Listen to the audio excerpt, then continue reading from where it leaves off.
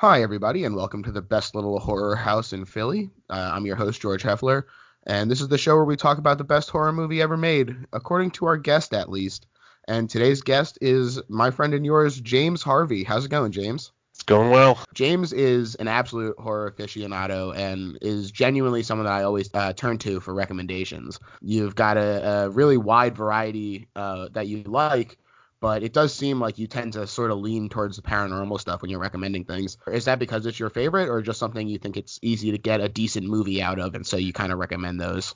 Well, I consider myself like an omnivore of horror. I don't really have a favorite genre. I'll go for anything, from just pure gore to no gore, and it's like you said, the paranormal stuff. I think that probably is my favorite genre. It's the one that actually scares me, which most don't.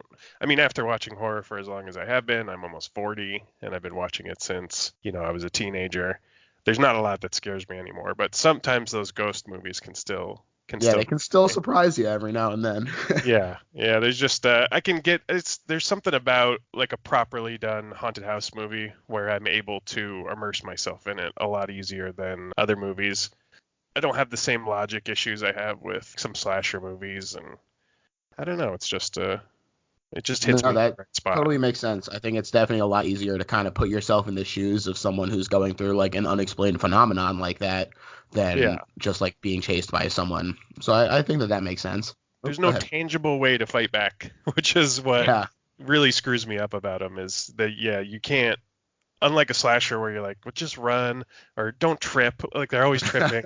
It's like Yeah. stuff like that. It's when it's a ghost. It's like there's no real rules. I mean, hmm the movies sometimes establish them, but there's no, you can't punch a ghost. You just can't knock one out. So People never really try. Like, no, can they you? don't throw You're not. punches. Can't be sure. You might No, as well give it a shot. I think it would just look super goofy. Like either way, whether they can hit them, then it would look very goofy to knock. Just Just smack the better ghost in not to the take the face. risk. And if they can't hit them, then they're just whiffing through them, and that's more of a laugh Yep. moment than anything else. But You said that you've been watching horror since you were a teenager. Was that like you jumped all in as a teen, or did you kind of have a slow introduction? How did you kind of get into the genre? well, I got into the horror genre through reading. I was pretty voracious as a kid. I read a lot of books, and my favorite were Stephen King books, and I started reading those way too young. I think I read it when I was about 10 years old, and it Perfect, damaged. perfect for putting yourself in the shoes of the Losers Club, though. Oh yeah, it screwed me up for life. I mean, truly terrified me, and I had a Yeah. very vivid imagination. But I wasn't actually able to watch horror movies until I was like 17 or 18. I would try to watch them when I was younger, and they would just scare the shit out of me, like just too much. I couldn't handle it, and Yeah, like I totally get that. I, I liked reading the descriptions of horror yep, movies, but I couldn't actually watch them. So I yeah, made do with like Wikipedia articles and stuff growing up. yeah. Well, I'm old enough that when I was growing up, there was no internet, so you just heard word of mouth of how Oh scary man. a movie was or how gory it was, and create these kind of legendary movies that you'd want to watch but just couldn't. I have a very vivid memory of going with my mom to her friend's house, and they went out for the night and left us with, it was me, my brother, and their two teenage daughters who were a little older than us, and they put on Texas Chainsaw Massacre 2. I think I Oh man. was, I know, I think I was maybe 13 years old, and I could not watch it. I laid down on the Sure. floor and pretended I was reading and kept the couch between me and the TV. And even just the noises hmm uh, really disturbed the hell out of me. And I would occasionally catch glimpses of what was happening on the screen. And I mean, it really just built some anxiety up in me. And Sure, I get that. I think Texas Chainsaw too. A lot of people say that it's not nearly as good as the first one, but say what you will about it. I think that it has one of the most messed up scenes I've ever seen in a horror movie, where Leatherface stretches friend's face over hers to kind of disguise her down yeah, there. It's yeah. really, I oh, it's remember just disturbing. I remember that moment, and I remember the moment where I think they break into the DJ's Oh yeah. place and they're beating that guy with a hammer, and Oof. that I caught a glimpse of that and it burned in my memory. And then I sort of got over it through immersion, and not even too directly horror, but I didn't really have a lot of friends of my own. We moved around a lot when I was younger, so it was hard for me to make friends. We'd move like every 1 or 2 years. It was, I lived in like 13 different states. Wow. But so I would end up hanging out with my brother and his friends he's 2 years older than me, and they were always right around that age. And when we lived in Texas, they were really into the Faces of Death movies. And I just remember getting high and watching one of those, and then after that I was capable of watching just about anything. They had it was like an autopsy scene. We were sitting there eating pizza and I was high out of my mind.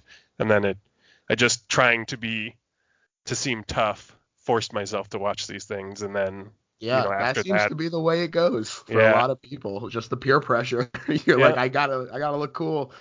yeah, and I mean those disturbed me, and I don't watch stuff like that anymore. But Hmm. after seeing that, I was like, okay, I think I can do horror. So Right. Yeah. it's and then I really got into it. I really dived in with both feet, and it's the Yeah. majority of what I watch is horror movies. If we're hanging out on the weekend, me and my wife, she loves horror too. We'll just run 2 or 3 horror movies back to back. We try to watch stuff we've never seen, and so I've seen a lot. Definitely seems to have paid off because you're always quick with a recommendation for me. So I Yeah, definitely appreciate it. yeah, I'm glad somebody can benefit from this knowledge. Well, so with no further ado, let's get into today's movie. You picked as the best horror movie of all time, The Thing. Yep. 1982's The Thing, directed by John Carpenter. Up to this point, John Carpenter was already a pretty big name on the indie circuit. He had directed Halloween, Escape from New York, Assault on Precinct 13, The Fog, and these are all movies from before he made The Thing. He's gone on to do even more great stuff, including additional horror movies like Christine, which is a movie that I happen to love, and They Live, which is a movie I know that you love. Oh, yeah, absolutely. Are you a big Carpenter fan overall, or do you think that this is like a highlight for him? Well, this is definitely him working at his peak. But he has, I mean, even his lesser movies I really enjoy, like Prince of Darkness and In In the the Mouth Mouth of of Madness. Madness. Yes, Yeah, that's another great one. that I really, really enjoy that movie. It has some budget problems and, Mhm. some of the special effects are chintzy looking, but I still really enjoy them. And I just love the overall tone of that movie. I have a signed poster for In the Mouth of Madness, a limited edition signed, hanging Oh, in the wow. kitchen. That's That's how awesome. I love the movie. Yeah, it's really great. So I'm sure that you know this, but Prince of Darkness and In the Mouth of Madness are part of his so-called Apocalypse trilogy. Yep. And I think that all three of those really bring something to the table. They all really feel like a John Carpenter movie. Yeah, definitely. He's one of those people whose voice is so distinct that it's impossible to watch a John Carpenter movie and not understand that this is his product through and through. Yeah, I mean, you can tell he definitely loves working in the genre, and he's endlessly inventive. I mean, there's Hmm. just this movie alone, the type of scares that are in it, the monster effects. I know Hmm. he can do them personally, but he oversaw it, and I mean, they're just incredible. It's stuff you don't see in anything else. Right. And that type of voice definitely inspires a certain kind of loyalty. He tends to work with a lot of the same people. He's Hmm. worked with Dean Cundey a lot. He works with Kurt Russell a whole lot in this movie. Kurt Russell is the star. He plays J.R. McCready. And this is actually already his third movie with Kurt Russell after doing the Elvis TV movie and Escape from New York together. Yeah. According to a little piece of trivia I saw, when he and Kurt came on the lot, there was a sign welcoming Dolly Parton and Burt Reynolds because they were there to film The Best Little Horror House in Texas, Nice. which I was like, hey, that's the movie that this is based off of. Yeah. So just it all comes full circle. That's enough right there to make this the best Yeah. horror movie ever made. I read this was originally offered to Tobe Hooper. Yeah, but I read that as well, and he wanted to make it a little bit more of a comedy, which definitely is his approach to things. Yeah. It seems to be. And I was reading what his treatment kind of was, Hmm. and it just seems so bizarre. But I think that that's just because we have the thing that we know. Yeah. Where I try and put myself in the shoes of like, could this have worked if we didn't already have this iconic movie? And I'm sorry, Toby, but I'm still not sure. Yeah. They can't all be hits. No, and it's hard to tell from paper. Who knows Yeah. what the finished product would have looked like. It's But very yeah, true. comparing anything to this, it'll suffer, I think. Mhm. And so it opens up with an alien. So this is actually one of the only movies that is a Universal movie that doesn't open up with the Universal logo, because that has the planet on it. And they didn't want it to get confused, where the very first thing we see in this movie is an alien crashing to Earth. So that crashes down. You get a Universal picture. And then there's a great homage to the original adaptation of the 1938 novella Who Goes There, which was The Thing from Another World in 1951. And they copied the logo of that original exactly. Like, they literally took a stencil of it and then like burned some trash bags in front of it. And that's how they did that? Yeah. Yeah, I was wondering. I really, really like the effect. It's very cool. It's like they put like smoke inside the bags and then burned them and let it release. And it's a very cool little throwback. Have you seen the original? I have not. No, I think I've seen bits and pieces of it. I watched it this year for the first time, and it wasn't like actively terrible, but for people to have originally, like, it's baffling to me because spoiler alert, this movie got really panned when it first came out, and for people to be comparing the two and be like, oh yeah, the 50s version is better. Yeah, I read some of those reviews. They were very confusing to me because I remember Stephen King talks about the original in his nonfiction book Danse Macabre. Mm-hmm. And he describes the monster as like a giant carrot, which just does not sound terrifying to me. No, it's not. But you know what? It brought us here, and so we have to be thankful. So you get this cool homage to the original, and it's a really nice effect and a fun title screen. And then it cuts to a beautiful landscape of Antarctica. This initial part, the exteriors were filmed in Alaska, which John Carpenter famously reported that the only problem with this location was that they couldn't get any beer.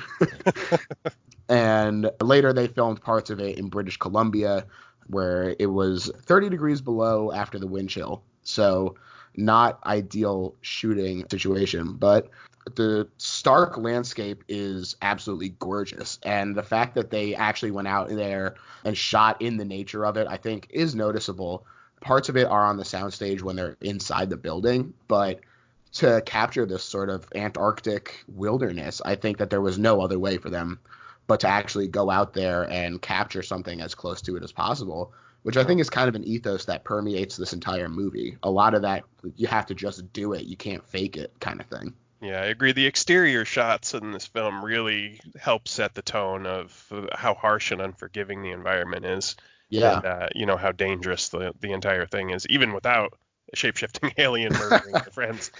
Yeah, the wind is howling and the snow is whipping around. It's really intense. And we kind of get some intercut scenes here between a helicopter chasing a dog and Kurt Russell as J.R. McCready. He's playing chess and he's drinking a whiskey and he's just so cool. Right away. He's got like the light of the computer screen kind of reflected onto his face. And he just has this effortless charisma that I can't describe. Kurt Russell has just got something. Yeah, it really establishes the character well, this entire scene. So you're cutting back and forth between the two, the chasing, and they're they're popping off shots at the dog. They're trying to kill it, not just follow it. And Kurt Russell playing chess on the computer, he thinks that he has it beat, and then the computer puts him in checkmate. And he stands up, pours the whiskey inside the computer, and says, "You cheating bitch." I love that moment. It's a great scene because not only is it very funny, but it also really kind of sets up his sort of win at any cost situation. He destroyed that computer. Yeah, I had the exact same thought, that it does a great job of sort of mirroring, not to spoil at the end, where he's willing to go nuclear to win or get a draw. Yeah. Exactly. It's not he didn't lose and you didn't win. I read that the computer is voiced by Adrienne Barbeau. Yeah.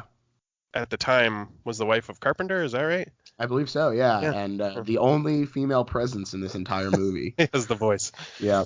So we cut back to the Russians, and the dog has finally, not the Russians, the Norwegians. Yeah, I called them Although- Swedes the whole time I was watching it last night. I just Yeah, kept calling them that. Kurt Russell does too, and it's like, oh, no wonder everyone gets it wrong because you're Yeah. actively saying the wrong thing. So the Norwegian dog gets to the American camp, and he kind of uses them as cover. Yeah. They don't know this at the time because they don't know that it's not a dog, but he's clearly kind of putting the Americans between him and them. Yeah. This is pretty well known at this point, but the Norwegians actually are yelling close enough to something translatable as get the hell out of there. That's not a dog. It's some sort of thing. It's imitating a dog. It isn't real. Get away, you idiots. Norwegian people are like, hey, this could have been over in 10 minutes. Yeah, if one person there spoke it.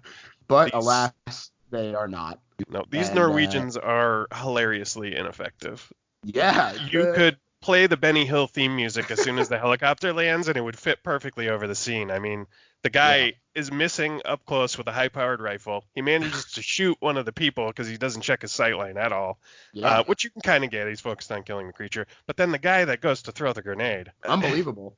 He throws it behind himself, which, okay, he's wearing gloves. But then he tries to dig it up out of the snow instead of getting away from it. Yeah. And I mean, it's just.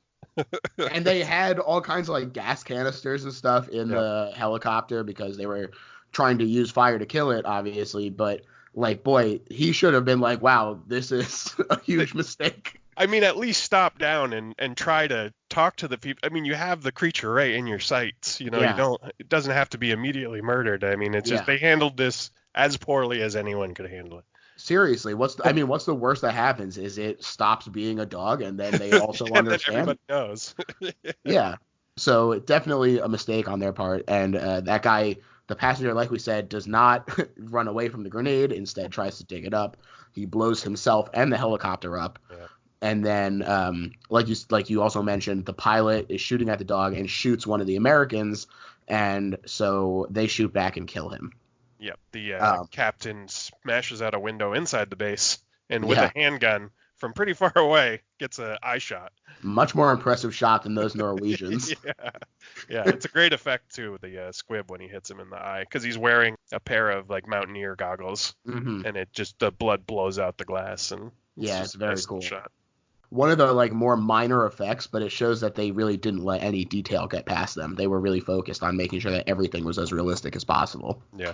Now we get a little bit of time to get to know the men at what we discover is U.S. Outpost 31. John Carpenter said that he allowed everybody kind of a lot of room to improv and clarify the character as they saw fit. And so I'm going to run down a list of all the men. I'm terrible with names, so I'll never be able to refer to any of them by name. I don't think. I know Clark's the guy who likes the dogs. And yes. Reedy, of course. Yeah, it's definitely going to be tough. If you hear us stumbling, please don't get mad at us. This is a lot of dudes. It's a lot of names. So you have Gary, who's the station manager. He's the guy who's in charge, and he's the one who shot the Norwegian guy. You have McCready. That's Kurt Russell. He's our main character. He's a helicopter pilot. You have Blair, who's a biologist. You have Fuchs, who's the assistant biologist. Bennings, a meteorologist. Norris, a geologist. Copper, who's a physician. Clark, the dog handler. Childs, the chief mechanic. Palmer, the assistant mechanic and helicopter pilot in training. Windows, the radio operator. And Knowles, the cook. Now, I know that was a ton of names I just threw at everyone. I don't really expect you to remember them all. That was more for my edification, just to make sure that I named them all at least once. Yeah, Blair's easy to remember because it's Wilford Brimley. Yeah, he's great in it too. Yeah, he is. But they kind of throw you in at the same way that I just threw you in, where they're like, here's everybody. You got to get to know them, whether you like it or not. And, you know, they're all kind of standing around a table yelling at each other, being like, what the hell is going on here? And you kind of have to just like pick out little bits here and there and get to know them as you go through. Windows is wearing glasses, or I would never be able to tell him apart from Palmer. Oh, yeah. And everyone needs that. They all have like one little thing. Like Doc has a nose ring. I can latch on to this. Yeah. Yeah. And so everyone is talking about what they think was going on. when McCready takes Dr. Copper with him to go investigate the Norwegian camp. They were freaked out about something. We got to go let them know what happened over at the camp, see what was going on, if we can figure anything out. They find it totally demolished. Now, one thing that I think is really cool is, again, very Carpenter low budget kind of approach. This demolished Norwegian set is actually the same American set after they destroy it at the end of the movie. And they were just like, all right, well, we'll just film this out of order and just reuse this now destroyed building to take the place of this Norwegian one. So that's really great. Yeah, and it looks great because they really did demolish it. Yeah. It was, you see it at the end, it gets blown the hell up. Yeah. And so it's extremely creepy as they explore it. This thing is really, it feels like a ghost town because of the wind howling and everything. And it gets more and more intense. They find someone who had slashed their wrists, and the blood froze as he drained. That's a great effect. It's so good, and it's so creepy. Yeah. It reaches all the way down to the floor, just red ice, and it's like, oh god, nothing inhuman has happened yet, and you're already on edge. Did he slice his neck too? It looked like he tried to avoid getting assimilated, and so he slashed his wrists, and then like the monster like snapped his neck in half or something. Yeah. It looked more aggressive than just it was gruesome, that's for sure. So they find this guy. They find a huge block of ice that serves as an homage to the original movie again. That's the same thing that they find the alien in the original movie. And they finally find sort of a mass grave with a bunch of charred corpses and a humanoid-looking thing it's like mid-mitosis. It's like halfway through splitting itself. Yeah, it was partway through transformation when it got burned. Yeah, it's really gross. It's an awesome prop. It's like I unabashedly love it, but it's shocking to see that first time. Yeah. When I went into this movie, like I said, it was the internet existed by the time I had seen this, but it wasn't anything that I was on. I really had no idea what the monster would look like in this movie. And these are just hints that, I mean, they're showing basically partially what it looks like, but it's at this point, I'm all in on the movie, and this really hyped me up for what is this thing going to be. Yeah, and like you said, it's just kind of a hint because it still has the humanoid aspect of it where it had clearly assimilated someone already and was mid-split. So you're like, oh, whatever this is, like it can look human. I couldn't tell how much of it was from it transforming and how much was damage from the fire, like melting flesh, and it's really well done. I also really love that they super ground it in reality here because it's played completely straight. Both men are just like silent and shocked. There's no witty one-liners or ironic asides. They just are taking it in. Yeah, as you would if you were actually seeing something like this. Right. So even though they've now escalated it where they're like, okay, we need you to believe this, they've also kind of reinforced the gravity of it and made it feel more real just by having them react in a realistic way, which is something that I always prefer it, but it feels like it happens so infrequently where everyone has to have like a quippy one-liner or something. So I really appreciate it here. Yeah, they're not going for cheap character moments. They're letting it have weight and play out the way it might actually play out, and it does. It helps ground the whole thing. They bring this thing back to their camp because they gotta have people take a look at this thing. Yeah, I mean you can't explain it, so you just gotta show it. And so Blair, he as the resident biologist, performs an autopsy on it, and he finds just human organs inside. So as far as they're concerned, this thing is just like a fucked up human. Like, it's so weird that I can't explain why, but that part just unnerves me so much. Yeah. Clark, who is sort of the dog keeper, kennels the dog that the Norwegians were chasing. So this is, I think when they're investigating the base, it cuts back and forth to showing the dog walking around their base, right? Yes. Yeah. I just wanted to mention that it's great dog acting on this dog. It really feels The dog unsettles you for some reason. Just the way it behaves, the way it acts when it's looking out the window. Hmm. You can tell that there's something wrong with it. I mean, you obviously would have suspected that, but there's just something about the way this dog acts that you feel like, uh-oh, this thing's Yeah, trouble. it's a really good dog actor, and Yeah. I actually listened to the John Carpenter commentary to watch this movie again, and he also was like, "Hey, that's a really good dog actor." Yeah, I He wanted to was make like, sure we shouted it out and gave it some props because yeah, he was like, it only took like 4 takes, and he really admired the way that whenever they would do the dolly shots, that it wouldn't look at the camera or the camera operator. It would keep its eyes on whatever it needed to be eyes on. yeah, and So, that's part of what unsettles me is the just its eye line and the way yeah. it's got this like stillness to it.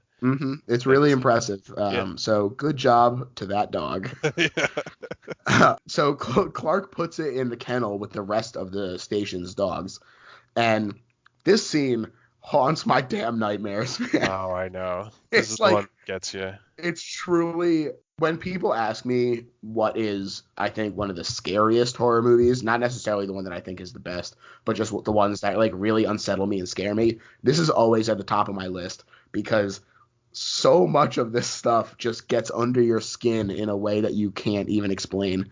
And this dog monstrosity is one of them. It's incredible. Yeah. Like I said, I when I first watched this, I went into it blind, so I had no idea what the creature was going to look like. And this is just one of its very. They theorize later on that it's been all over the universe, so it is imitating things that it's seen, on different planets, and so it's never the same really when it transforms. And the moment when the dog's head splits open like a flower and the tentacles start coming out of it, it God. is so shocking when you go into this movie blind. I mean, Yeah. it really knocked me out of my seat. And then, I'll let you continue. The rest of the scene is just amazing. Yeah, it continues to escalate. Like you said, it like peels back like a flower and the tongue is hanging out and Yep. tentacles start whipping around from the back. And then the dogs are freaking out, obviously. Trying to bite Makes through the total cage. sense. Yeah, Yeah. they're trying to bite through the It's cage. heartbreaking that one dog trying to get away by Yeah, chewing he's so steel with close. his teeth. Yeah. Yeah. And so this attracts the attention of the rest of the crew who rush in. And at this point, one of the dogs that was like getting absorbed is just like a fleshy, melted dog just wailing. Yeah. And then in the corner, the thing is like an eyeball plant that erupts. And God, it's just like a monstrosity in every Yeah, it's truly horrifying. yeah, it feels as close to us experiencing what H.P. Lovecraft is talking about Yeah, with like the exactly. Elder Gods, where you're Yeah, like, I don't know what I'm looking at. I can't even process it. yeah, all those passages where they can't really, the people are like, I can't describe what I saw. This is the kind of thing you think they would see. Mhm. Something from out of space and out of time that's, its entire structure is alien and just disturbing on a primal level. Yeah. So this seems like as good a spot as any to talk about the special effects people on Oh this yeah, movie the hero of because this movie. they put the team on their damn back. Like, This um, movie, more than I think any other, makes me hate CGI. yeah. It just Yeah, sometimes you're like it has its place, and then you watch something like this, and you're like, no, ban it from Hollywood. And I don't think there's any other movie that has a direct comparison to a remake that is so much worse for the fact that they did not use practical effects. The 2011, I guess it's a prequel, not a remake. Right. But it, Hits the same beats. yeah, when you put these movies next to each other, it is Shocking. It's shocking how bad, how less invested you are because the effects are not practical in the 2011 version. I cannot tell you a single thing about that movie. The worst part is that they were like partially through filming it with practical effects in it, and then they were like, no, just change this. Really heartbreaking to think what it could have been because it's a pretty good idea so it is a prequel, but it's from like the Norwegians' perspective. So we see what happens over there that led to them chasing the dog, and it leads right into the original. So Interesting concept, unfortunately executed to less than perfection. Yeah, I read that the team that did the practical effects then ended up taking them and using them in their own self-funded movie called Oh, well, that's good. it's called Harbinger Down. It has Lance Henriksen in it. Oh, hell yeah. I tried to watch it and the acting was so bad I just sort of skipped forward and I looked at the monster scenes and they're okay. But Those I guys mean, can't catch a break. yeah, I mean, it's just compared to this. Stan Winston did some work on it too, I think. Right. Stan Winston did this particular effect. He did the dog stuff because Rob Bottin was like, after The Howling, I never want to see another fake dog. Like, someone else has got to do this. Yeah, So, I mean, this is masterwork. Yeah, it really is. And so the two people they do amazing in this movie are Rob Bottin and Stan Winston. Stan Winston is known for Jurassic Park, Predator, Aliens. Rob Bottin has done The Howling, RoboCop, Total Recall, Seven, Mission Impossible. Like, those are all amazing special effects movies, and I would put this up against any single one of them and be like, this I think is the best work. So it's real star power in the makeup department, and it shows that when everyone on the crew is working at the top of their ability, the product becomes even more than the sum of the parts. Mm-hmm. So so let me actually say that they torch this dog monster. We never actually finished the scene. No. They thank God they shoot the dogs that are suffering and then torch the monster. And the whole time Clark's flipping out because he loves the dogs. I mean, it's very clear that he's a dog person. And, he's very upset with them. He tries to stop MacReady from shooting them. And they end up... But it had to happen. They end up getting the flamethrower. MacReady calls for the flamethrower. I like the scene where one of them runs out and says, MacReady wants the flamethrower. And the other guy's face is just like, he wants the flamethrower? And runs back in with it. It's great. I like they have these little beats that have humor in them where they're not jokes exactly, but there's some very dark humor in this. Yeah, and a lot of it is just in the line delivery, I find. Yeah, it's just little character moments, but... Yeah, and so Childs runs in with the flamethrower, and he does manage to kill this thing. And so Blair does another autopsy on it and finds that it can perfectly replicate and imitate other creatures. And so this is, in my opinion, where the movie really starts because, A, you now have the rules set up for this monster where you understand that it can be anyone. Yeah, and this is where the paranoia sets in. Exactly, yes. Yep. Because so Blair is talking to Clark about how long he was alone with the dog, and you really start to see the suspicion set in. Like it's like it turned on a dime, and you see the paranoia and the isolation in this movie is so much more intense because you can't even feel like you can be with other people. Yeah. And the waiting is almost scarier than half the actual monster attacks, which we've already described as being terrifying. Yeah, I mean, they can't trust anyone. People are accusing each other left and right. People are angry at being accused. And and then the thing starts playing tricks on them, basically. Right. Making them suspect people who aren't part of it. And I don't know. It's just great. They're taking a look at some of the recovered Norwegian data that they got. And it leads them to an excavation site where they find the spaceship from the very first scene. This is they fly back out to it in the helicopter with MacReady as the pilot. Yep. Wearing a lovely Wild Bill-esque hat. He has a gigantic hat. I love the hat. It makes me so happy. And this is when they find the ship, they show the crater that it's in. And this is, I believe there's a matte painting where it's a composite of actual landscape and then the background being painted, which is something they don't seem to do a lot anymore. I think it's used to great effect here. It's used a lot in more typically set in space sci-fi movies. Yeah, Star Wars has a lot of it. Yeah, and so it's interesting to see it used here to create more isolation as opposed to creating foreign landscapes. Yeah, and it sets a sense of scale that they wouldn't be able to get otherwise. And when it's done well, it looks really good. I mean, you could tell something's a little off about it, but it's something I enjoy. Yeah, I think that if you're not looking at it with a critical eye, it's easy to let it. It passes for sure. Yeah. So they see this crater that it's in, And Norris estimates that based on the ice around it, that the ship has been buried for at least 100,000 years. In my notes, also, McCready is wearing a cool hat. Yeah, I have in my notes, Wild Bill hat. Yeah, it's great. It's He really looks great. like the G.I. Joe character, I think, Wild Bill. It's shocking how by not talking about it, he makes it okay. Like, that's a hard hat to pull off. yeah. While they're out there, back at the base, Blair has been studying this thing, and it's really, first of all, let me just say that it's really nice for me to be able to refer to it as this thing and have it be the actual term. And so he's getting paranoid that it could assimilate all life on Earth in a matter of years if it manages to escape. I love this computer work. They had computers do a lot back in the 80s that it's like the computer calculates a 75% probability of crew members being affected. It's like, how does the computer know that? Yeah. And just it shows the cell taking over the other one, and I like these silly little computer things in 80s movies. It's fun. It's back when they hadn't quite nailed down what computers could do. Yeah. They were like, sure, this is the future. They could do it. Yeah, exactly.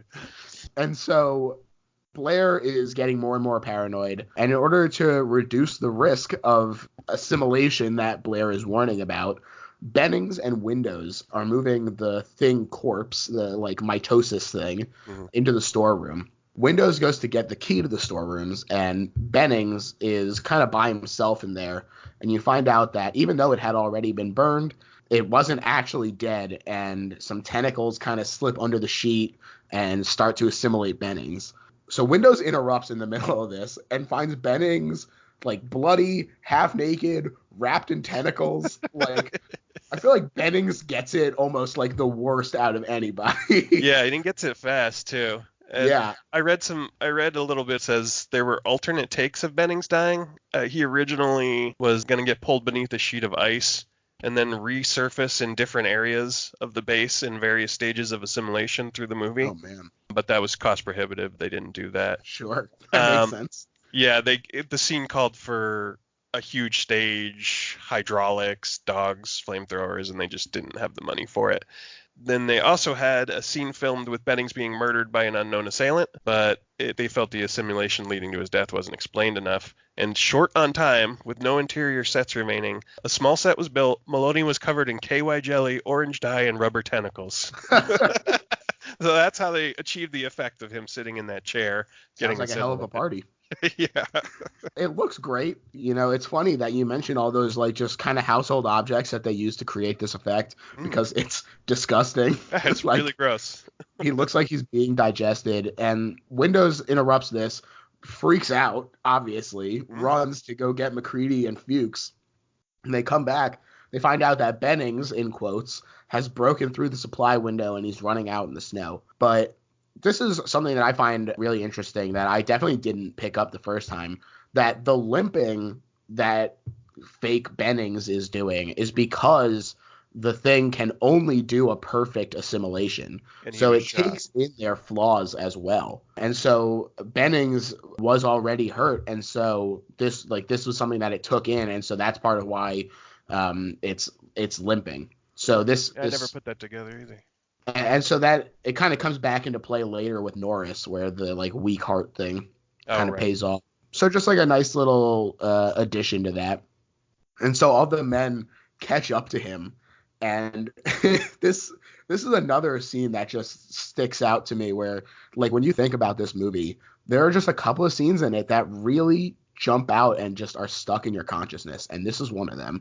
The one where his arm is partially transformed and the noises that he makes. We haven't talked about the sound effects for the creature, but I really don't know how they do it, but it sounds alien and very scary. For sure.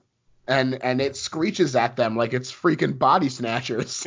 Yeah, that's what my wife said that last night. She's like, that feels very Body Snatchers. Yeah. You're right, it does. Yeah, definitely. And like you said, his hand is like only partially formed, so it's like disgustingly long. It's like it just took human proportions and like stretched them to a point where it feels off. And that kind of body horror is part of what makes it so effective, because it's just other. It's just off of human.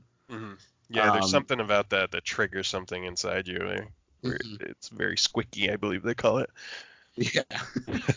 And so McCready, he tortures it with some gas and a flare. It's all very intense. And meanwhile, Blair has let his paranoia get the best of him while they're out there doing that. He sabotaged the vehicles, killed the remaining dogs who weren't even affected by the thing. The And he head's one has, with an axe. yeah, It's it's brutal. not nice. No. And he destroys the radio, claiming that thing wanted to be us. So at this point, do we think that Blair is infected? I don't think so. I That really he's don't. destroying the equipment so they can't leave and they can't Yeah, call for help. I mean, yeah, it's just hard to tell because it benefits the thing in a way and also doesn't. But yeah, it's just, yeah, I don't know the exact timeline. I'm sure there's one out there that shows when, every yeah. person was Down infected. down to the millisecond, I'm sure. Yeah. Someone with more time than I. Yeah, this has So the scene where Child says, "You're not going to hurt me," and Blair pulls out a gun and empties it. And then, very funny, throws the empty gun at the doorway. He looks at it and just hucks it right out the door. he means business, Yeah. and he's going to use every weapon at his disposal, including empty guns. It's funny, but you're also like, I totally understand why he's freaking out right now. Oh, yeah, definitely. And so the team decide to quarantine him in the tool shed. And they decide that in order to figure out who is possibly contaminated already, they'll test their blood against the uncontaminated blood that's held in like the medical storage. Mhm. But they get in and they find that this blood has been destroyed. Wow, what a fun coincidence. Yeah. Uh, Yeah, they begin fighting over who had the key and yeah. who had access to it. And it's funny because I was reading a theory that was like, it doesn't matter that only one person had the key and that there was like one handoff, because since the thing can shapeshift and it's just like a normal refrigerator, it could like go underneath the rubber. Yeah, it could get into pretty much anywhere it wanted to. Right. So it feels very much like it could just be anyone. Like, it's just sowing discord at Yeah. this point. Hmm. So, like we said, there was a row about the key, and Gary was the station manager, was the guy who had the key. So everyone loses faith in him, and McCready kind of takes command here. Mm. It's interesting to note that McCready definitely is not kind of your typical idea of protagonist. It feels a little like his Snake Plissken character, where he's very much like a loner who He's kind of very has this rough thrust upon and him. Yeah. it's clear that doesn't really want to lead or know how to do it, but it's sort of thrust upon him.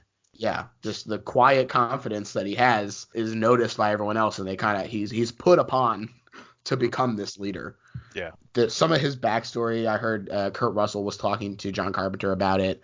They said that he was a pilot in Vietnam who was an alcoholic and felt displaced after the war, so he was kind of looking for himself in Antarctica, and that's kind of how he wound up there, which I think all kind of makes sense for the way that he plays him. Yeah, they were initially going to put some of this backstory into the film, but just felt that the dialogue slowed it down too much. Right. And this movie really does go. I mean, it starts. Oh, absolutely. Once it starts going, it just foot keeps on the going. gas. While they're arguing about the blood and who's going to be in charge, there's a power outage and Fuchs goes missing. And McCready is like, all right, we got to find him, because if any one of us gets infected and then comes back, like that could be it for all of us. So we need to make sure that we are aware of where he is. So McCready takes windows and nulls to search for him. And they stop off to talk to Blair to see if he's seen him. And this scene is very unsettling. I don't know how you feel about it. Oh, when they open the hatch and the noose is just in front of Blair. Yes. Yeah, very dark. It's like he seems even like somehow he seems more off because he's normal now. Like he's saying requesting to come inside. Yeah, he says there's now, nothing wrong with me. There's nothing wrong with me, and even if there was, I'm all better now. Yeah. And she turned me into a newt. I got better. It's got that same kind of feel to it. It's the same. It's the Thing version of that. Yeah. And there's the noose hanging in the foreground the entire time, and I can't help but laugh at it, but only because I'm so uncomfortable. Yeah, it is funny. It's just very darkly Yeah. funny. And so they're talking to Blair, and they're like, all right, Blair's gone fully tits up off the deep end. Like, we're going to leave him here. And they find the corpse of Fuchs burned up. And they think that it was a suicide to avoid assimilation. And so they send Windows back to tell everyone. And MacReady and Knowles go to investigate MacReady's shack, where Knowles he finds a scrap of shredded clothing with MacReady's name on it. I like that. He says, "We're gonna go check out my place," and he says, "Why?" And he says, "Because when I left yesterday, I turned the light off, and it just pans over, and the light's on in his shack." I just like that little moment. It's great. That feels very Dean Cundy, who is the cinematographer for it, and kind of like letting the panning be like storytelling. Yeah, is exactly. Classic for him, and he's really great in this movie in particular. And so they find, Knowles finds this scrap of clothing with the name, and so he thinks that MacReady has been assimilated, and so Knowles cuts him loose in a snowstorm. Yeah, cuts the line. Crazy dangerous, and oh yeah. So. I mean, he thinks that he's in danger, but like that, it's a huge step from just finding the scrap of clothing to being like, I'm gonna kill this guy. So really kind of shows you where their heads are at. Yeah, that he would just jump to that because it's basically a death sentence to cut somebody's line in a whiteout like that. People get lost and die in those all the time. That's why they have ropes that string between every single unit of the base that's real in Arctic and Antarctic research stations. They'll have these lines that run from one to another so that you can hold on to them, and because sometimes your vision is down to nothing. I mean, they don't call it a whiteout just to be cutesy. It's like a blackout, but the opposite. I feel like I'm saying exactly a lot. Yeah, well, you know what? I agree with you. You're being exact. And so, shockingly, perhaps conveniently, MacReady does still find his way back, and the group is debating letting him in or not, because Knowles is telling them about that he found the scrap, and MacReady must be part of the thing, and MacReady he's not waiting for them to let him in.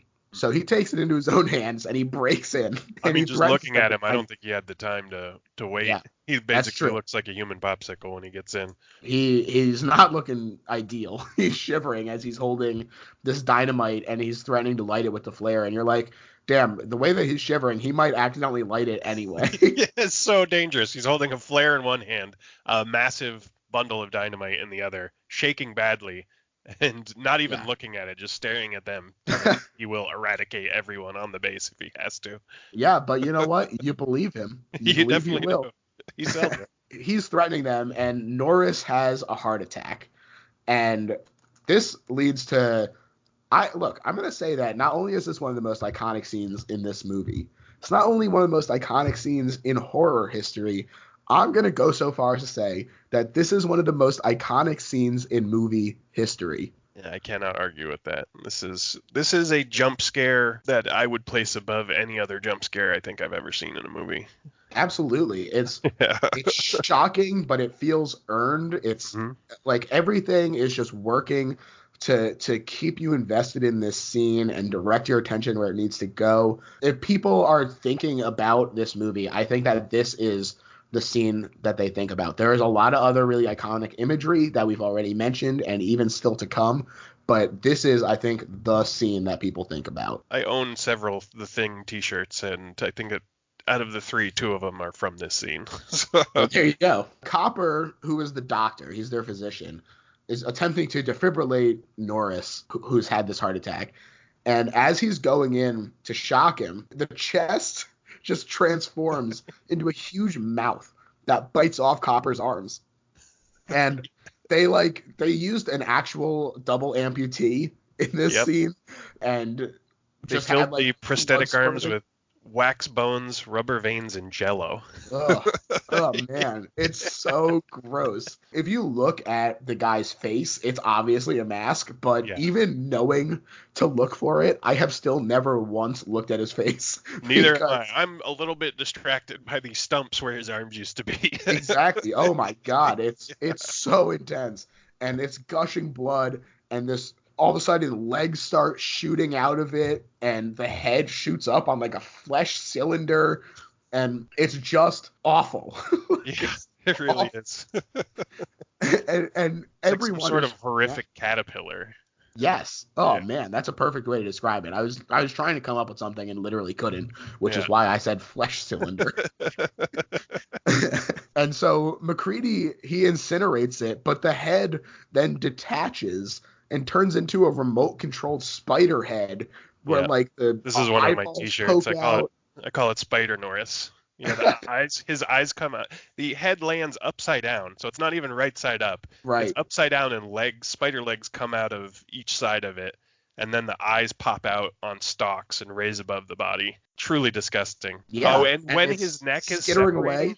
when the neck is separating and the head's falling off, Ugh. they have this stretchy tube work inside the neck where everything looks green, and then this big bubble of green pus like Ugh. expands and bursts. It's so disgusting. I cannot. It really explain is. it. And, like, Yeah, it's just such a nice touch.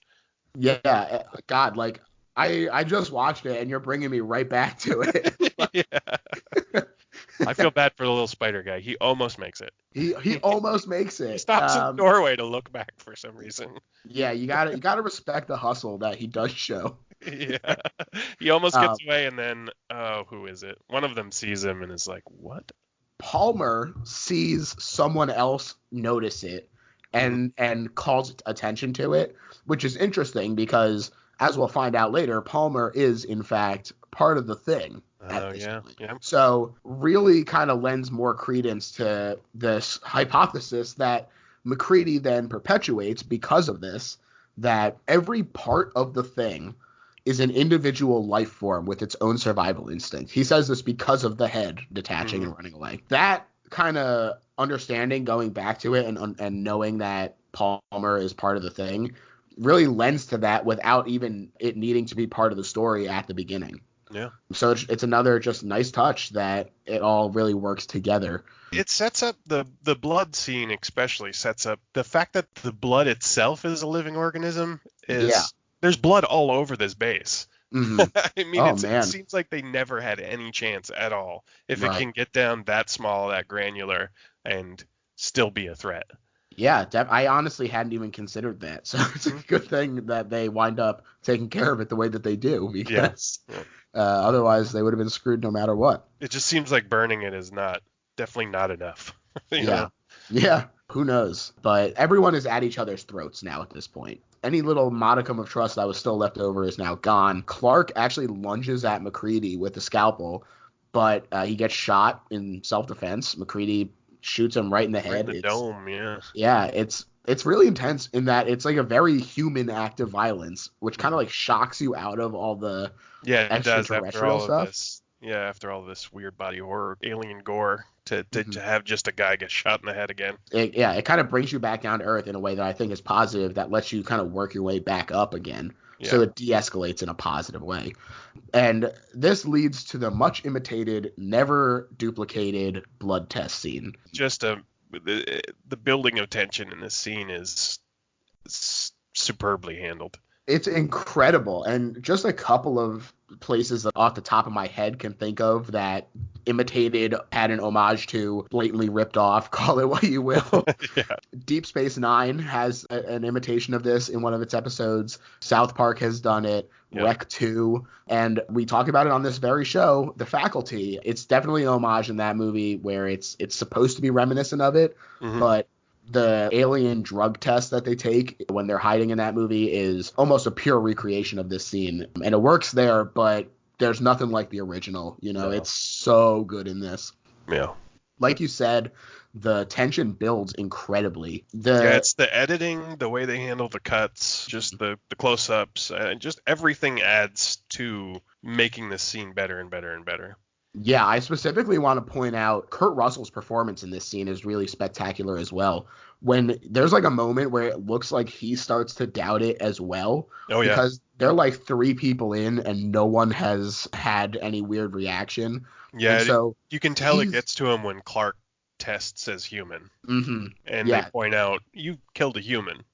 right. Yeah, He's you can like, tell it was it for bothers him. nothing? Yeah, It's intense. And you're also like, is this hypothesis bullshit? Like, he said it yeah, with such confidence, but like, how the hell does he know? yeah, exactly. But finally, it does work on Palmer's blood.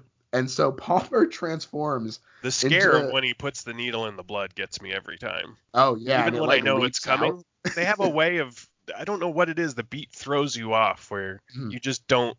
He's in the middle of talking when he does it. That's part of it. And yeah, it's Yeah, just it makes a scream, and it's a nice little shock in there. definitely. And it's another great use of that alien, otherworldly sound design that Mm, you had mentioned before, where it really adds a lot to it. yeah. Unnerving sound. And then Palmer starts going.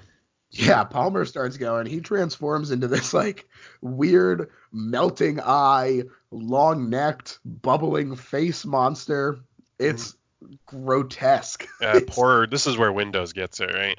He's the one that gets yeah, his he head. Oh, poor guy. it's bad. The monster's head split open. It bends over and bites Window's head. So his entire head's in this monster's mouth and his neck is in its teeth. And then it lifts him up off the ground and starts flailing his body around the room. It's While laughable. It really Windows is is. screaming and the Yeah, monster is making its horrible noises and everyone else is panicking, because some of them are still tied to a couch. right. Yeah. It's crazy, and Uh, you feel so bad for Windows, but like you're also really scared because the Palmer change starts happening kind of out of nowhere. Like yeah. And there's the scream McCready's of the blood. flamethrower is malfunctioning, so he can't burn it. Right, and so he actually has to kind of destroy one with dynamite and Yep. a flare, and it had like gotten out into the winter wilderness, and he destroys that with dynamite, and it blows up like a helicopter. And it's funny because in the commentary he was talking about how the explosion was way bigger than he expected it to be, and so if you look at him, he's like reacting for real, like holy shit, I'll have to check that. and he talks about how it's just pure luck that he didn't get hit with something because he felt stuff just go like around his head. So be careful out there, filmmakers. Dynamite is not a toy. No, it's not. But so he kills one with the dynamite, and he finally gets the flamethrower working again, and he kills one with the flamethrower. Yeah, there's And then something sad. It's Windows, and he's transforming, but he's like slumped over in the corner. He still looks very human, yeah, and he's just burning it, and it's flailing around and kicking its legs a little, and you just feel really bad for Windows. yeah, Windows has really he's gotten a short end of the stick here Yeah, for sure. yeah, definitely. But then we do get a great line from Donald Moffat as Gary, who says, "I know you fellas have been through a lot, but I'd rather not spend the rest of this winter tied to the fucking couch." I It's love great. that reading. It's really awesome. It nails It's it. very It's a funny. perfect button to the scene. They feel appropriately ashamed of themselves. Yeah. They look bashful. It's very funny. I have to note that this is kind of the spot where my notes kind of take a nosedive Yeah, mine because too. I I really just get so wrapped up in watching it all come to a head that yeah. like this movie is so good that even watching it specifically to take notes, you can't help but just get invested in the movie instead. Yeah, towards the end, I stopped taking notes too. The only one that I have left is explosions look great. Fuck CGI. That's it. I mean, that's a pretty serious note too. But Yeah. but so the remaining crew leaves Childs to guard the outpost, and they go to administer this test to Blair now that they know that it works. And they find out that he has escaped via tunnel, and they follow the path and discover that not only has Blair been assimilated, but he's been constructing a little spaceship Yeah, he using just somehow the tools. is machining parts down in this ice cavern that he built, which they didn't hear him build. This is the part that I don't really understand. Mm. I mean, I assume he must transform into some other kind of beast to dig this tunnel. I But guess. that's a lot of excavating to do in a base that's not that big, and they No. don't hear a thing. And he's also somehow perfectly machines and shapes all these metal parts to build a little spaceship. Hey, you know what? That's what we call good old American hard work. Yeah. Ingenuity. Yeah, that's right. And so they're like, oh, all right, we're screwed if Blair gets back to mainland in this spaceship. So we need to like make sure that we take care of this thing. They start to head back and they see Childs running off and abandoning his post. And then the power generator goes down and the lights go out and they're like, oh man, we're screwed here. We are fucked.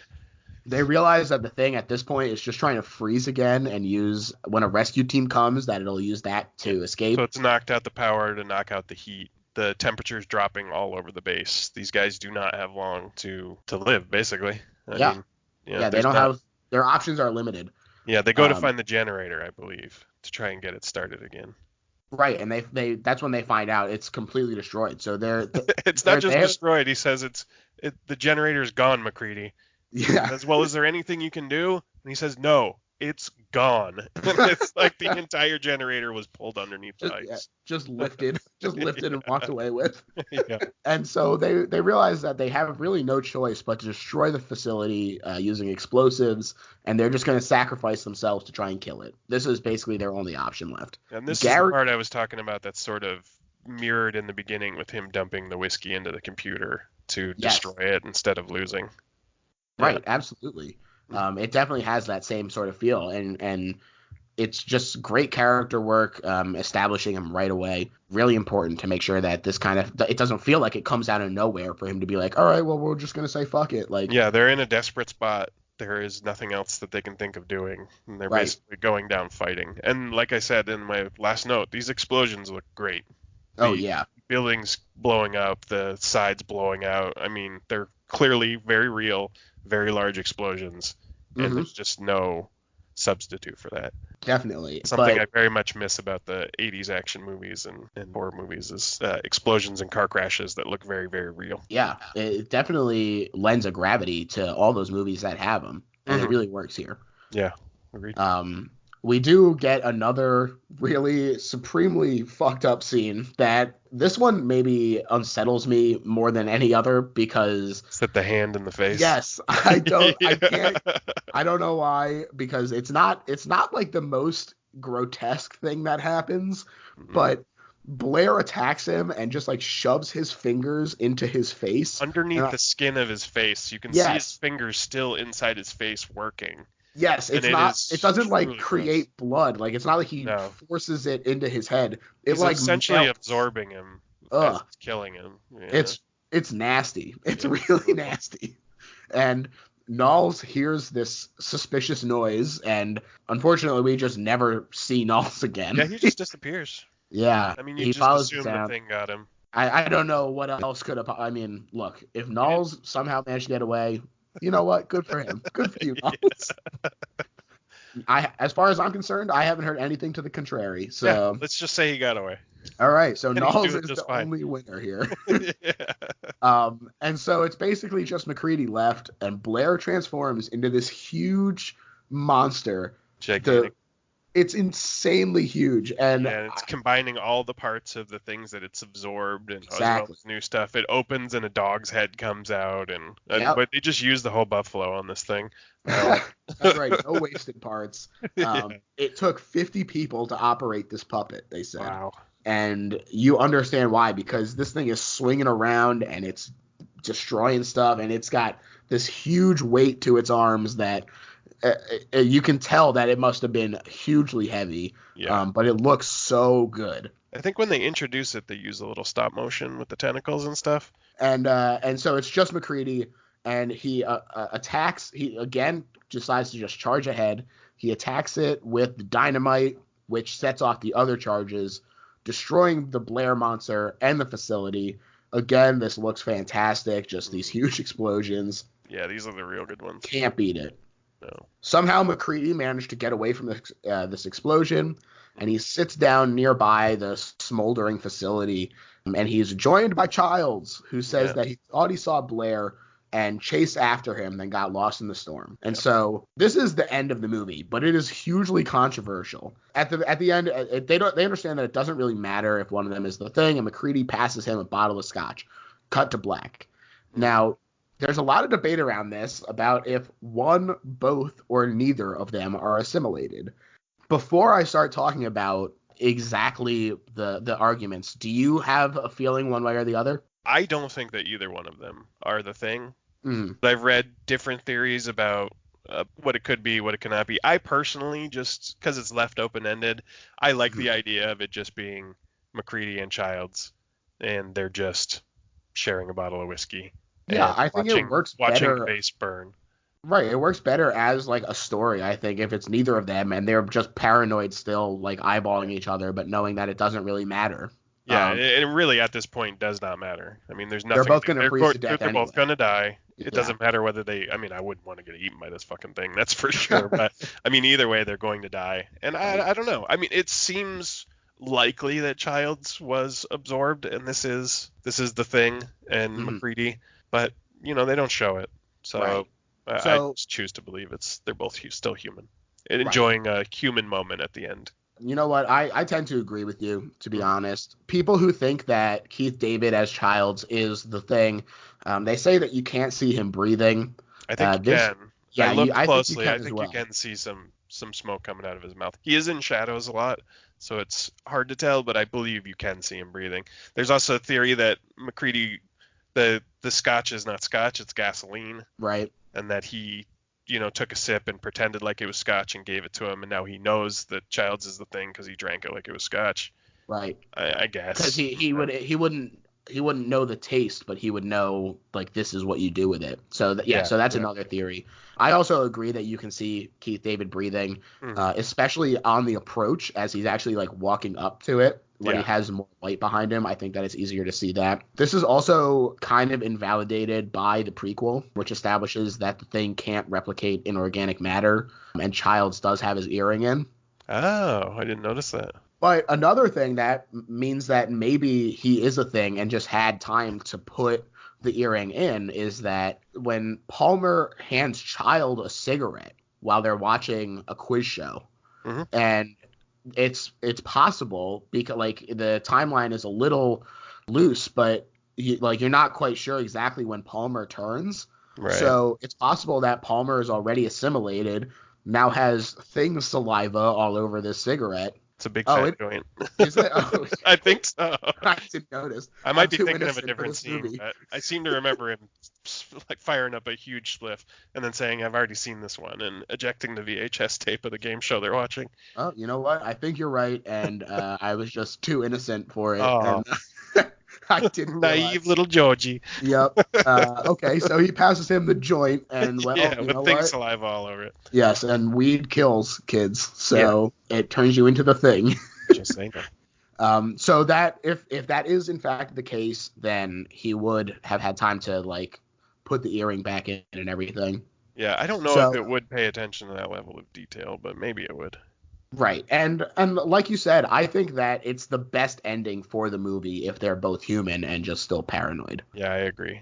Yeah. I also want to mention that the poster for this movie is almost as iconic as the movie itself. Oh, yeah. Man is the warmest place to hide. Yeah, it's a great tagline. That hanging in my bathroom. Sure. Watch out in James's bathroom, everyone.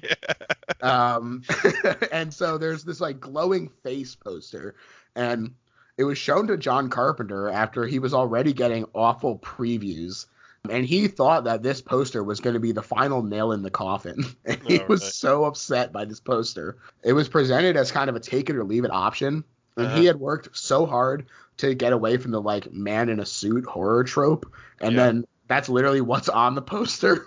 Yeah. John Carpenter said that he thought it looked like a slasher movie and commented that they should have just painted a bloody knife in his hand. Now it's considered an all-time great. I think it's great. So sorry. I think he was just hurting from the reviews. I mean, they were pretty brutal, this movie. They are. So he's mentioned that he takes all of his failed movies pretty hard, but this one disappointed him in particular because he loved it. Like working on it, he thought it was going to be great, and he has mentioned later on that he thinks that this is his best movie and one of his favorites. He lost the job of directing Firestarter, the poor performance of this movie. Yeah, it had immediate effects, and I mean, it's crazy to think that this is such an like a well-renowned movie now, but the original film's director publicly denounced this version, saying, "If you Yeah, want blood, go to the slaughterhouse." All in all, it's a terrific commercial for J&B Scotch. yeah, Other insults included instant junk, wretched excess, bereft, despairing, and I nihilistic, have that one lacking written in down. feeling. Like, it's crazy. Yeah, All sloppy continuity, lacked pacing, devoid of warmth or humanity. That's the idea. Sacrificed everything at the altar of gore. Dialogue is banal and interchangeable, making the characters seem and sound alike. Well, I mean, some of them. And Yeah. yeah, only entertaining if the viewer needed to see spider-legged heads and dog autopsies, Well, I which, do. frankly, I do. Yeah, so eat shit, Vincent Canby of the New York Times.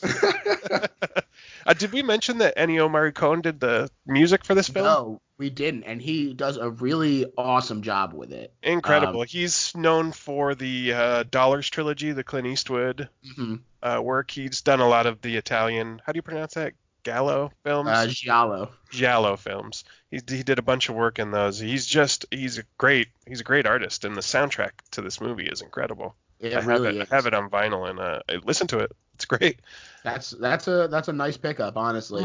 It's one of the soundtracks where sometimes with horror movies it can feel very tacked on, like at Hmm. the end. But this score definitely feels like it's part of the movie. You could Yeah. not have one without the other because they're just so intertwined. So being able to listen to it, you would never have the same feelings that you have listening to it if it wasn't an amazing, paranoid, bleak movie. But without the score kind of emphasizing those aspects of it, I don't think it would have been nearly as good as it is. It adds a lot of tension to the movie, and it's just dope. I don't Yeah, know what else to say. for It's sure. just great. I do want to ask, what do you think about when critics get something wrong like this? When you review a movie poorly, like just in your own head or anything, do you Mhm. sometimes think about like could a movie just be ahead of its time? Like it's hard to put yourself in the shoes of someone who's watching this and feeling like it's not good. But I mean, horror is not the most well-respected genre among movie critics. I think that's mhm, changed a lot. The advent of internet journalism and, sites that are specific to horror movies or more focused on pop culture and the value of it. But I mean, it's just shocking to me that so many people hated this movie when they saw it. I don't understand it. It was up against stiff competition when it released in the theater. I think E.T. was out, Poltergeist.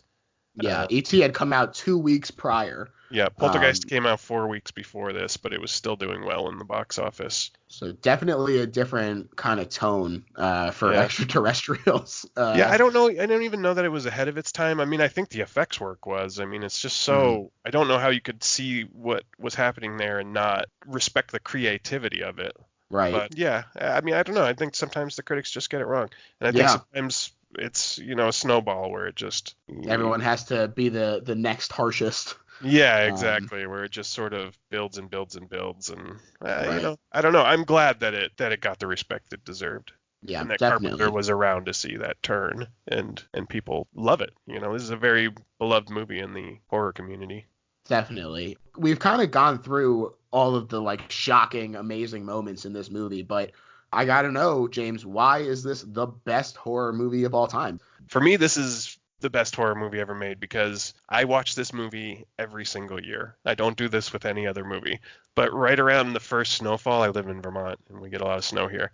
Right around the first snowfall, which luckily for me happened just this week, I'll throw this on and me and my wife will watch it. I always get something out of it. It's endlessly entertaining to me. The setting, the remote isolation, the paranoia, the special effect work, the acting, especially Wilford Brimley and McCready.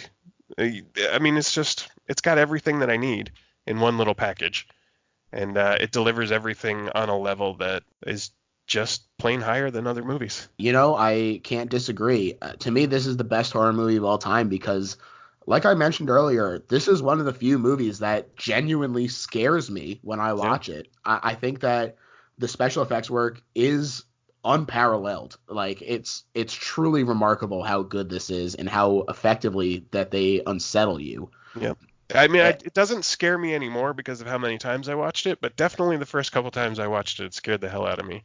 Yeah, I mean, for me it's still there. Yeah. It's the just like the peeling back of the dog skin on the Yeah. skull, the fingers thing. It's there's enough in there that still just kind of shakes me at my core, where it's the body horror of it, Yeah. and that paranoia and everything that's pressing down on you the entire time makes it feel very claustrophobic. That's true. It's a great movie. I think that even just those things might be enough to push it over. But then you have the great direction by John Carpenter. You have Kurt Score. Russell, who's doing an amazing job carrying this movie as the lead. The score is great. The cinematography is great. I think that it really is everything coming together in a way that is almost impossible to find. And I don't think that it could have been made at another time, as we see with the prequel. The time was right for the practical effects to be the focus and the thing that really kind of makes this movie stick out. And Yeah. to me, that's why it's the best horror movie ever made. Yeah. I mean, for me to call it the best horror movie made, it's can you think of anything in this movie that you could do better? No, I mean, Neither can I. That's why I put it at the top. It's not the scariest horror movie to me. I have other horror movies that I find scarier, but I I cannot think of a way to improve it, and that's why right. I call it the best. And you know what? That's a good enough reason for me, James. I want to thank you for coming on the show. Hey, I thanks for was having really me. excited to talk about this movie. I was just waiting for someone to pick it. So I was glad that you Me. got it. Yeah, I was excited Um, to finally spill all my useless knowledge about it to someone. well, I'm sure that our audience will be very grateful. Do you have anything that you want to plug? Nope, I got nothing to plug. Just shout out something that you like then. Lake Mungo. All I right, think everybody everyone. should watch Lake Mungo. Yeah, go watch Lake Mungo. It's a very cool paranormal movie that I am meaning to check out myself. Morgan's Yeah, you got to definitely been check it out. recommending it. So I will take that plug myself. As far as me, you can find me on Twitter at GergHef, and you can find the show's Twitter at Little Horror PHL. We're also on Letterboxd. You can follow along on there. It's George Hef on there. Tell us what you think about this movie. Do you agree that it's the best horror movie ever made? Tell us, especially if you can understand why critics maybe reacted the way that they do. Is there something that you don't like about this movie? I want to hear from you in particular. Do you think that maybe the shock and the body horror is too much? I would love to hear from someone who maybe doesn't react to it the same way. Thanks everyone for listening. And that's all. Bye. Bye.